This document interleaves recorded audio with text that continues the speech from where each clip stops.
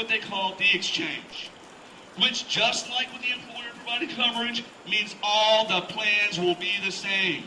And since the government will be able to offer its plans for less because they don't have to make a profit, people will drop their individual plans and jump onto the government gravy train. Yep. Yeah. Right? Yes. Yep. Okay.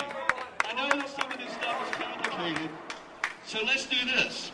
Let's just listen to what the people supporting the new plan are really trying to achieve by listening to what they say to their socialist friends. In 2003, Barack Obama told the AFL-CIO, "I happen to be a proponent of a single-payer universal health care program.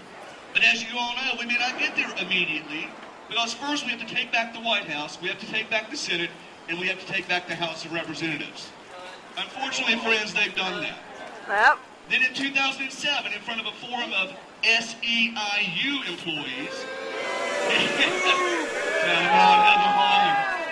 he explained it would take some time. As I indicated before, my commitment is to make sure that we've got universal health care for all Americans by the end of my first term as president. I don't think we're going to be able to eliminate employer coverage immediately. There's going to be some transition process. Yep. Welcome to the transition, friends. Now, what did our favorite spendthrift and pre-barricader, Barney Frank...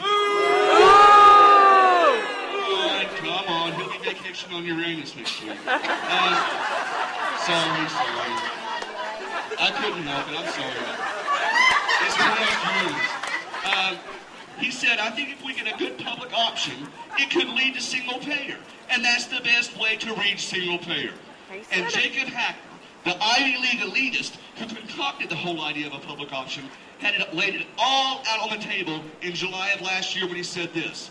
"Someone once said to me that the public option is a Trojan horse for single payer." And I said, "Well, it's not a Trojan horse, it's right there. I'm telling you, we're going to get to single payer over time, slowly, but do it in a way that we're not going to frighten people into thinking they're going to lose their private insurance." So let me ask you this. Who are you going to believe, the lies in the media or your own lying eyes and ears? I believe you're going to believe your eyes and ears, right? Yeah. Right. Let's move on to lie number 2. The $1 trillion lie. I really want you to pay attention to this. That $1 trillion figure over 10 years has been bounced around so much that it simply is accepted by fact, even by conservatives that oppose the plan. But history tells us we shouldn't be so ready to assume anything when it comes to projected costs involving health care. In 1966, Medicare cost $3 billion. The House Ways and Means Committee estimated that Medicare would cost about $12 billion by the year 1990. Guess what it cost in 1990, friends? Well, that would be $107 billion. For fiscal year 2003, the cost was $244 billion. This year, $408 billion. So the House Ways and Means Committee underestimated Medicare's projected costs by nearly 900%. Now consider this. We're told the House plan will cost $1 trillion over 10 years, which most people would do the math and go, "Oh, that's $100 billion a year."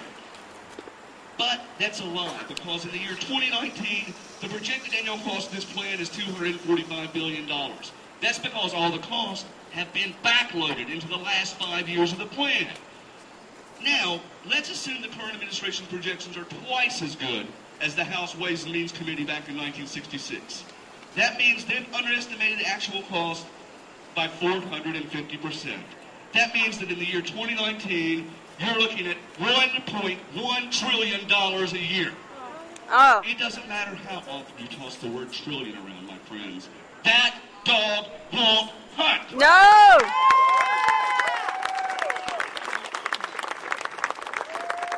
Line number 3. The illegal aliens aren't included. I'm going to keep it short and sweet. This is the straight line, the straight dope. Nowhere in the House bill is being a legitimate American citizen a requirement for participation in the public option. Nope. Nowhere. Nowhere. The entire bill, nowhere. And we know that if something isn't specifically banned in a bill, it will be allowed. That's right. And don't forget, the Democrats voted down a Republican amendment that would have made the public option available only to Americans. Right. They voted it down, right? Yes.